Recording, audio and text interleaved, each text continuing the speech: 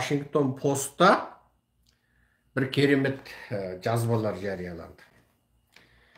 Және Washington Post, New York Times'тағы бұл жазбаларда орыстың осы жаңа жылдың алдындағы сұрапыл, аса зұлым, басын көзің демей шабуылдаған шабуылынан кейін олар мынау Ресейдің құтырына жасаған шабуылына байланысты біз енді Украинаға көмекті көбейтейік деген сарында мақаладар жаза бастады. Бұл деген сөз өте маңызды. Яғни батыстың өзі ойланып қалған кезінде, батыстың өзі Орыс-Украин соғысында орыстар алдыға жылжи алған жоқ.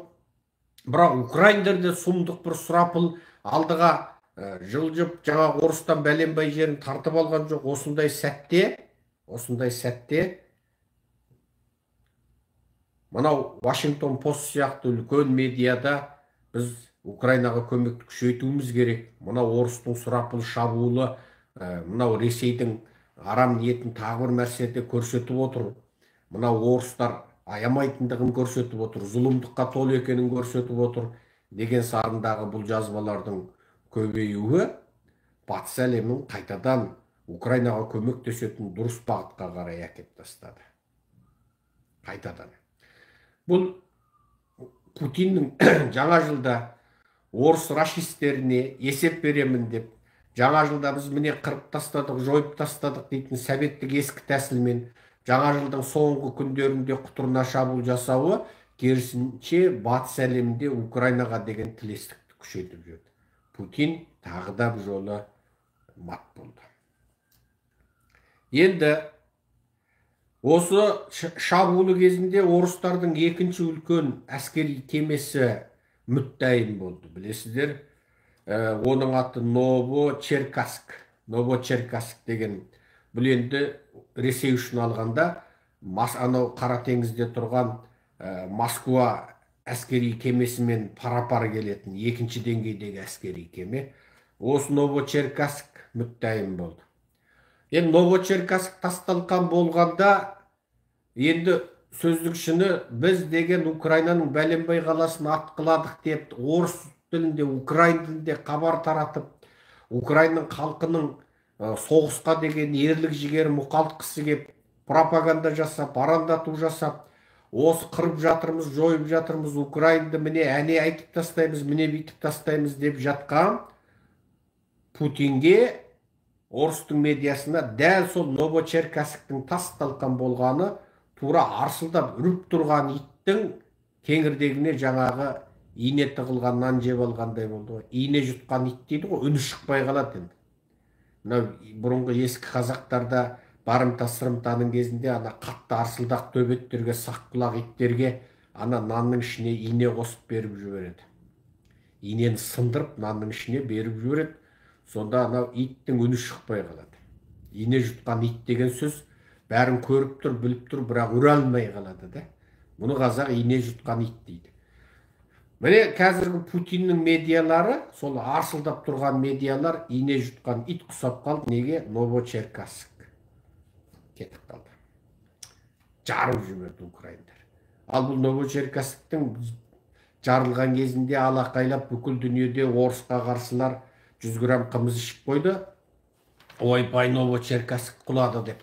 Сөйтсек, ол қуаныштың басы екен, арты бұл Новочеркассктің өзінде бәленбай, қазірше саны белгісіз. Ресейдің ішкі жағында да бұның саны айтылмаған. Бұның ішінде бәленбай зымыран бар екен. Бұл зымырандарын сол Қара теңізге жақындатып кеп атамын деген ба, белгісіз бір кемеге осыншама зымыран тиеп алған. Сол зымырандармен қосып Аллаху акбар кеткен ғой. Бұл енді екінші үлкен қуанышы болды. Енді осы жаңа жылдың ар жақ бер жағында украиндар жариялаған бір сызба сурет әлеуметтік желіде, Твиттерде қатты тарап. Енді бұнда жаңағы соңғы есеп, осы бірнеше күннің алдында жарияланған есеп. Орыстың ең атақты деген зымыраны кинжал, оны қағып түсірілген. 10 кинжалдан айырылды. Білесіздер, әрбір кинжал 50 миллионның ар жақ бер жағындағы қымбат ақшамен сатылады әдетте халықаралық нарықта. Орыстар қазірше оның ешкімге сатқан да жоқ, тек бағасын өсіріп көпіріп айтып қояды. Сол ең дүниеде дыбыстан жылдам деген, ешкім қуып жете алмайды деген, кезінде Медведев пен Лавров біз қаласақ Вашингтонды, қаласақ Нью-Йоркты кез келген уақытта картадан өшіріп жібереміз деп бөскен кинжалының 10-ы Украин жерінде Американың 80 жылғы ескі патриоттары жағынан қағып түсірілді. Ескі патриот жағынан, қайталап айтамын. Екіншісі, Курс миссилістен 62, яғни қазақша айтқанда бұл қанатты зымырандар. Курс миссиліс. Бұл кәдімгі көз алдарыңызда зымыран, бірақ екі шетінде қанаты бар, дәлдігі жоғарылау. Бұл енді 62 данасы ол жоқ болды. Ол да сол жаңағы патриот үштің кешені жағынан атып түсірілді. Сосын мына Ирандар жасаған, бірақ арғы жағынан Қытайдың иісі шығып тұратын 35 шахид. Ол да Аллаху акбар болды. Сонымен қысқасы орыстардың осы жаңа жылғы құтырына шабуылдағаны Новигатта отырып бір қырып жіберіп, жойып жіберіп, сосын Украинада жеңіске жеттік деп, бір жуайық деп отырған сасық армандары тасталқан болды. Бұл орыс-украин соғысынан жағымды жаңалықтар. Енді қазір орыстар басқа бір нәрсені осы борандатып, желдетіп, нөсерлетіп, қарлатып, құйындатып, осы сықыртып жатыр. Осы орыс тілді медианы ашып кеп қалсаң, осы орыстың жаңағы отырып алып бір жермен балаша беретін жаңа бәлдір батпақ сәуегейлері, саясат танушы сымақтары оттап осы бір нәрсені көп тұрып жатыр. Ол не? БРИКС. Ойбай, БРИКС. Енді қазақтар ойлайды БРИКС не екен деп. БРИКС деген, бұл енді БРИК деген кәдімгі қазақша айтқанда кесек деген сөз. Кесек. Енді орыстан енген сөз бойынша кірпіш деген сөз. БРИКС деген сөз, бұл B, Бразилия. R, Russia, Ресей. I, Индия. Сосын C, China. Осы елдерден құралған. Енді қазір осы БРИКС елдері, бұл қарасаңыз, Бразилия қандай жер? Жері үлкен, жан саны көп елдің біреусі.